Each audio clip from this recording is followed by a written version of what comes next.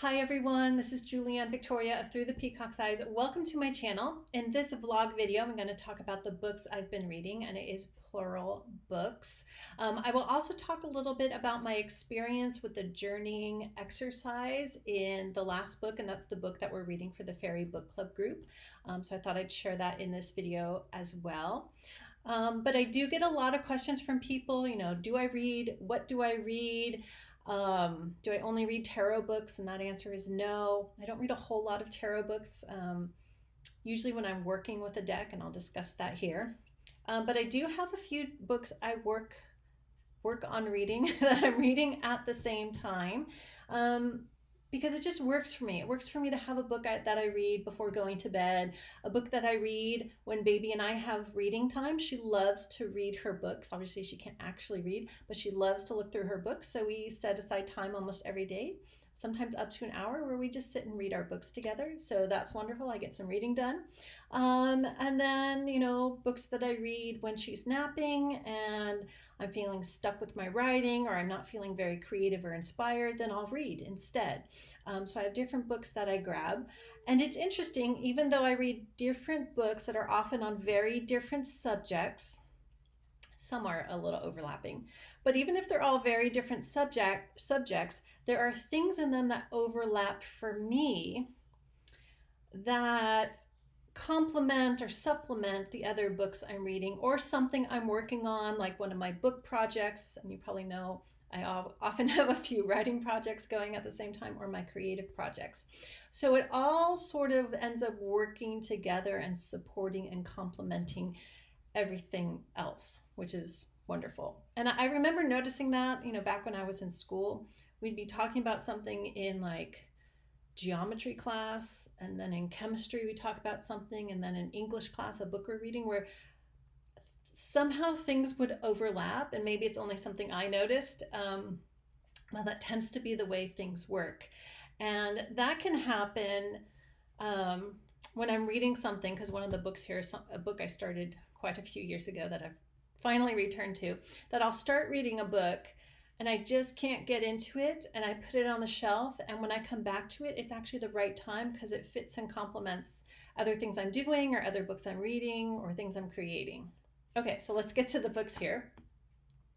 Let's start with this one first. So this is my bedside table or nightstand book, Women Who Run with the Wolves. It's a very popular book. You probably have heard about it. As you can see, it's a 1,000,000-copy bestseller, and it is about the wild woman archetype. It is a compilation of stories and myths about women, the wild women archetype, from many cultures around the world. But it's not just a fairy tale book, basically a mythology book.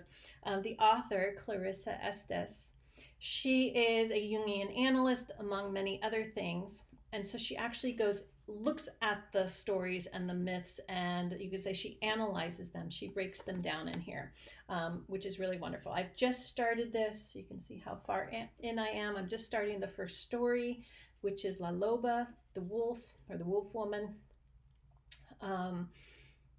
So I'm working on that, but it's perfect for the bedside table because it's shorter chapters and segments. And so if I'm really tired and only can read 2 minutes, 5 minutes, it's great. I don't always read before going to bed. Sometimes I'm too tired. Sometimes it's the only time I have that's quiet. And so I might just do some meditation time before going to bed. And I do that propped up. So it's not like I'm just lying down and, oh yeah, I'm meditating and really going to sleep. It's actually separate from going to sleep. But sometimes my eyes are too tired. My brain's too tired to read. So I do that instead. So that's one book I'm reading. I just started that this last week. The next book I'm reading is a monstrous book. It's really heavy. It's like 800 pages, hardbound. It's called The Seed of Yggdrasil. And it's a very in-depth study on Norse myth from the prose, the Poetic Edda, looking at the Prose Edda as well, and other stories that she has collected, looking at it as metaphor specifically. I'm also a language geek. Academically, I'm a historical linguist. So I also am enjoying the language study for me through reading this. I've read quite a bit, but it's a monstrous book, so it doesn't look like I've gotten too far yet. Um, but I am quite enjoying it. This is a very kind of language nerdy book for me, as well as, mythology and you could say philosophy, because she's looking at the metaphor um, of the myths, of the names, of the gods, and so on. So that's a hefty book. And that's the book I actually read when baby and I do our reading time together. I can get quite a bit read of that. And sometimes I can read the stuff to her because there's stories I can read to her. Okay, so the third book I'm reading right now is Carl Jung's Red Book. It is another large book. This is the book I started reading. I think I bought it in 2015. I started reading it and then I moved. And it was in a box and then it was on a shelf and I didn't touch it. And then about a year ago, I pulled it off the shelf again. But I read like once or twice and then I stopped. And I've read other things in between. And now I feel like I'm really getting into it. I kind of had to start from the beginning again because it'd been so long. I'm about that far into it. So a decent amount. I had this by my bedside table for a while, but it wasn't a good book to read before going to bed. It's too dense. If you're familiar with Carl Jung, and this is his own evaluation analysis of his dreams and his subconscious and all that's going on within himself. It's on himself basically. So this is a book to read that's really good, if I have that time, when baby's napping or I'm just stuck with the writing or creating, then I'll read this. I can really get into it then. So that is that book. The fourth book I'm reading, and I kind of say it's sort of reading, because when I'm working with a deck, whether it's tarot or oracle, when I'm working with it personally, or I'm really working to get to know a deck well, I might pull a card. So here I have Brian Froud's Fairy Oracle. Decided to work with this more in depth because of the Fairy Book Club. Then I will read the guidebook that comes with it, and this is a hardcover, pretty substantial guidebook, when I'm working in depth with a deck. So I might just pull a card, read the section for that card, and then read a few more, or sometimes I'll read it beginning to end while I'm working with the deck. It really just depends on the deck. So I am reading that as well. But to me, it's a different type of reading because it's to study the deck. Okay. And then lastly, the book for the Fairy Book Club the book that we're reading is called Fairy Witchcraft. It's very interesting so far. I've only read the first chapter because there's exercises in there. There was a journaling exercise. The first one was on ethics, which I actually liked. I think that was a good start. And then there was the journeying exercise. I think it's called Journey into Shadow. That's correct. Yeah, Journey Through the Fairy Shadow. So in the book, a scene is given, like lying in a meadow, and like you're waiting for the fairy queen to come on her white horse to take you into the fairy shadow realm, and there's crossroads that you come to and you see the rivers. I chose to change the scene. So if you've never done a meditation, like a journey meditation, it does take a lot of practice. And if you've been following me for a while, you know that I've been doing meditation journey since I was a small child, I think since birth actually. So it's something that is very natural for me. I decided to change the scenery because that felt more comfortable, and I felt like if I followed the scene, the images given in the book, I might be entering into those stories because it comes from some fairy stories that's talked about in the book. Just to sum it up without like reading you the chapter there. And after I made my fairy experience video, I thought I would go back to my old backyard and revisit the hawthorn tree and kind of use that scene to journey into fairy shadow and see what happens. So I started the scene. I just imagine myself in my old backyard. And what you do is you start the story. You don't have to do it this way, but you can start the story with the scene, with what you imagine, and then let it unfold. You sort of let go into it. So I just thought, okay, I'm going to go back to my backyard just sitting in meditation.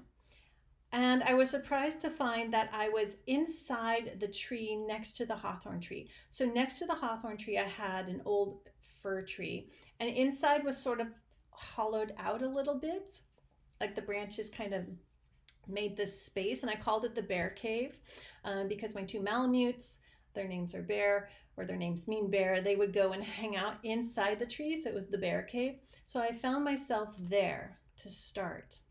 And then I came out. I walked out next to the tree. There was a pond. So I walked out to the pond, and I actually had built the pond myself.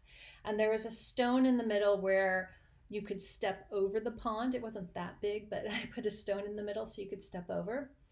And I realized that I was not this size. I was like a foot tall, and I looked very elfish, which does not surprise me because I've had people say to me that different times, and different people have said I seem elfish. So that didn't surprise me, but I was about a foot tall. And so I stepped onto the stone that I had that crossed over the pond. And I was standing there, and then my cat, he's passed on, but my cat, who used to climb the hawthorn tree all the time, he came and sat next to me, and we were probably about the same height. He sat next to me on that stone, and I just knew I was supposed to hop on his back. So in the book, it has the fairy queen coming on a white horse, and you're supposed to jump on the white horse. But my cat came, so I just went with it. So I jumped on his back, and he was all soft and fluffy. And I think in the book it says, pet the horse's mane or something. But he was a big fluffy cat. He was half Siamese, so he's Siamese coloring with long fur. I think he was half Norwegian forest cat as well. That's why he liked to climb trees. So I held on to him, and he jumped on the fence, and he jumped and climbed up the hawthorn tree like he would. And we were sitting on a ledge, and I actually have a picture of him on that ledge. I'll try to find that and make that the thumbnail for this video, maybe. And we kind of sat there for a while, and I thought, oh, are we going to enter the tree or keep climbing up? And he turned around and went into the branches, and there were all the white hawthorn petals and the little red fruits everywhere. And we came out in the backyard next to the pond, but it was different. The house wasn't there, the garage wasn't there. It was the same place, but like we crossed through a dimension. And there are all sorts of fairy creatures there.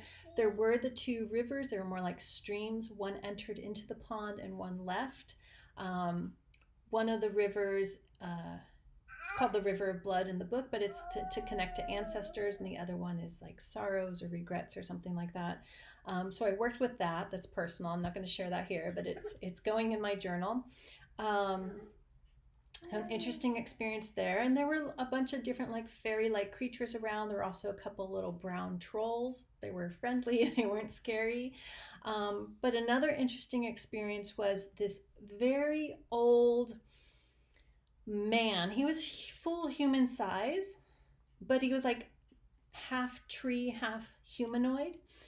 He was there, and he handed me some candy, and I was looking at the candy in my hand, and I thought, okay, well, don't eat it. You don't want to eat anything here, because it strongly stresses that in the book.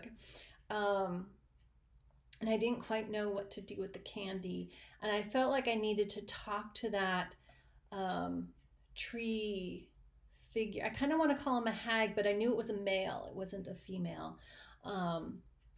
Tree figure. So I might go back and read Journey to talk to that figure. But that's just a little bit of my experience there. It was very interesting.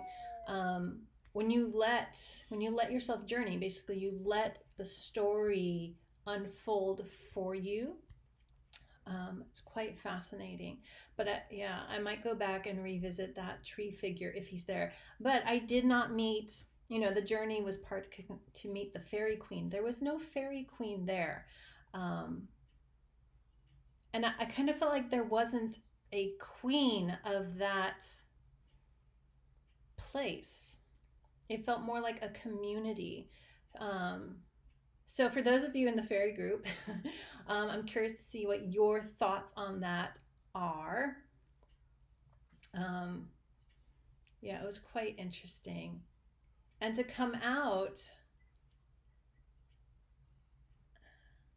of it, I'm just realizing this, like suddenly then my house reappeared. Like it just transformed back into the backyard that I remember. We didn't have to journey back. It just turned into like modern times. And I will point out that when I lived there, sometimes I just lay in the backyard, get some sun. There wasn't a whole lot of sun in Seattle, so when there was a chance to, I would. And I'd lay down and look up at the sky. I always felt like there was a rift, a dimensional rift, because the blue sky would change colors, which is very interesting. So I'm not surprised that it took me right to the same place, but like in a different dimension. Okay, so that's just some of my experience there, the really personal stuff I don't think I'm going to share publicly. But I thought those were interesting things. So yeah, if anyone has any ideas, feedback on the tree humanoid figure. Again, he was like human size, but tree like, kind of hag like, but it was definitely a male. He felt kind of kingly because he's the one who gave me the candy. But I then went and did work with the two rivers, or they're more like streams. So I might go back and revisit that. But if you have thoughts on that, let me know. Or anything else. Yeah, but I didn't get a sense that there was a queen to meet. So, okay, I will leave that there. So those are the books I'm reading, a little of my book experience for the Fairy Witchcraft book club group.